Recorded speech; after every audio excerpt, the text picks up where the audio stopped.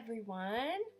I am going to work on a card today, and it's going to be just like this one, except we're going to turn it into a scrapbook using the Whisper White cardstock, the basic black cardstock, and then I'm going to layer them by putting the basic black in the top left corner, leaving a little bit of an edge on our white cardstock. I'm going to use my Snail Adhesive just to put this down here. And then I'm going to just smooth it out so there's a little bit of a border. There will be a bigger border on the right side, but I like that white space sitting there. This is from the Petal Passion Designer Series paper, and I have cut it at 3 inches by 12 inches. I'm just going to adhere that with the Snail Adhesive, and I'm going to leave a little bit of the white and the black on the left side while I'm putting it down. So it'll have a little bit on that left side, but the majority of the black will be showing on the right side. Just flatten that down, smoothing it out. Kind of makes a little bit more of a blocky look on there, but we're going to mirror that card. So I have cut out the stitched shape framelit from that bundle, and then the petal palette bundle is what I used for the flower, and I actually even cut it out with the framelits. So I'm going to show that as well here. This is the stamp set. It is amazing. It comes in 2 packages, and that is just awesome. I'm going to color it with the watercolor pencils using the Bermuda Bay and the Old Olive. These are the framelits, and they are so cool because not just that perfect image, but it has so many others in there that are amazing. It just cuts it out perfectly. So this is one of my favorite sets out of the Occasions catalog, and I love it. And so I love that I could take this card from the Occasions catalog, like you saw at the beginning, and turn that card into a scrapbook page. So what I'm doing is I'm just coloring really like roughly even. I'm not even like making sure all the white is covered. It is clearly just to get the color on the flower. And then leaving that white space is totally fine. I love that I don't have to color it all in, that it's super quick. And I'm going to do the same with the Old Olive, just kind of making sure that color on it, or that there's color on every single leaf. And then we're going to actually take a blender pen to go over it, but you can see the white all over that image, and that is totally fine.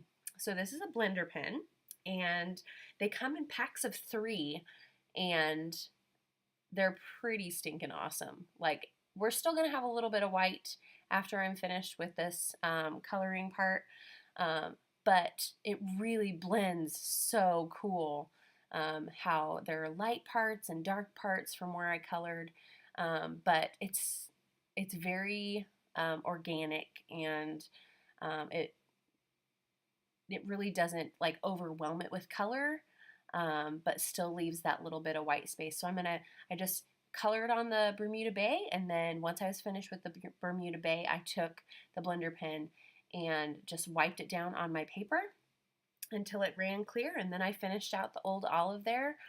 And super, super simple, nothing really like perfect on there, but that is all that took on the coloring. It was so simple, so fast, and it adds a lot to the card. Now I'm going to adhere it down with the Snail Adhesive and put it on the lower right corner of the stitched shape framelits. And then I am going to add the circle to our layout here. It'll kind of go on more of the right side than it is on the card, but I still kind of like how that layout is. I'm using a piece of scratch paper with that phrase, I just love you, in our Versamark, which is a watermark ink. And I'm going to do a little bit of embossing for you today. So I'm getting out my scratch paper and my my piece of basic black scratch paper, what's left of my cardstock. I have actually wiped it down with our embossing buddy because I'm going to do white embossing powder right here. And I just put a little bit of that on it and put it right back. This is going to show you how easy and how fast that embossing powder works. So I've got out my heat tool and I'm turning it on to setting 2. And I just making sure it's warmed up. You don't want to put your hand too close to it. It will burn you. But it is going to, I'm pretty sure you'll be able to see the color change to just a little bit more vibrant white as the heat is touching it. I'm trying to put it in a place where you can see it. The love is probably the easiest one to see, but it happens so fast that we're just about done. Yep. So I'm going to trim it with my paper snips. And what I'm going to do is I'm going to cut each of the little phrases. I'm putting I just together because I like how much wider it is, but I'm going to cut you as its own little word.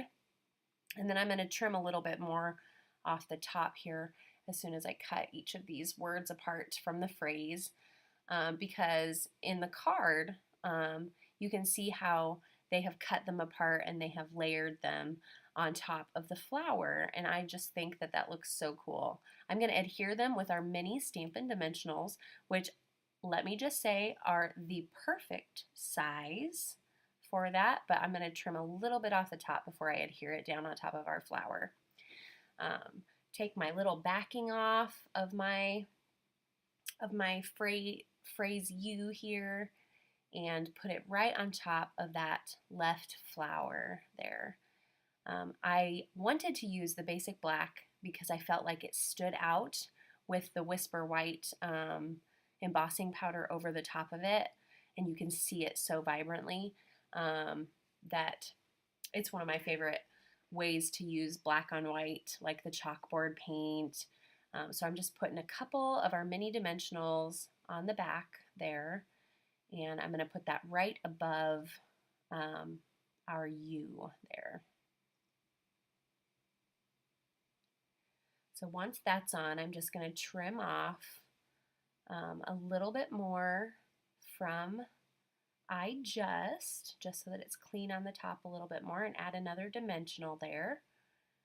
And we are just about done with this page. My inspiration came from our Occasions catalog in the Petal Palette bundle. So I just love how much inspiration the catalogs can bring. And I'm so thankful that you joined me today. I hope you are doing well and that you keep watching for another video, card making tutorial, and scrapbook pages. So visit my website to order anything that you saw here, and don't forget to come over and check out my blog as well. So I will see you soon.